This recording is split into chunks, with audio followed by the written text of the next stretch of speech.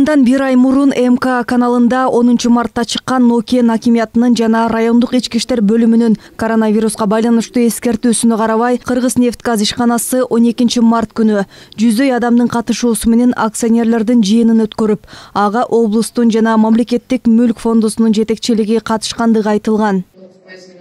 Эч кандай жыйындар өткөрүлбөшү жөнүндө эскертүүлөр берилгендигин жергиликтүү бийлик жана райондук милиция тастыктаган.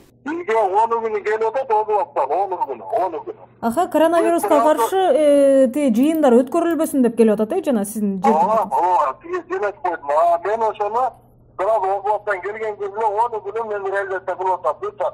Бекене ишкана айлык шаарларда чыгарып атам да. Бирок ошого карабай эле Кыргыз-Нефтегаздын акционерлердин жыйыны өттү. Алар өткөрдү.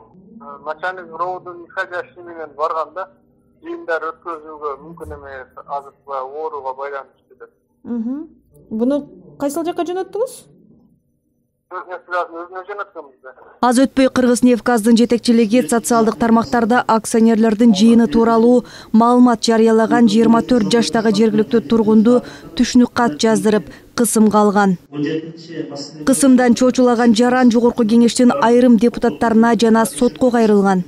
Кыргыз-Нефтгаздын жетекчилиги кысымды улантып, жыйынды тасмага алган жаранды журналисттердин пайдасына иштеп берип жаткандыгын айтып, коркутууга алышкан.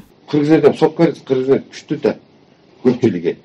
Ошондой эле Кыргыз-Нефтгаздын Акын Райымкулов аттуу кызматкери маалыматты чыгарып жаткан тарап жана журналист Санрабия Сатыбалдиева Кара Балтадагы мунайга байланышкан ишкананын кызыкчылыгын көздөп, акча алгандыгын айтып, кысымга алынган жаранды ишендирүүгө аракет жасашкан. Санрабия интернет кайдады, YouTube кайдады. Буларга бирөө акча төлөп атат. Эмнеге төлөп атат? Себеби мына заводдор турат го. Анан кийин Санрабияга Кыргыз-Нефтгаздын жазып атат. Мындан улам каналдын жетекчилиги жана журналист Кыргыз-Нефтгаздын жетекчилигин жалган жалаа үчүн сотко берет жана далилдеп берүүнү талап кылат. Ошондой эле улуттук коопсуздук кызматына аталган ишке баа берүү үчүн кайрылат.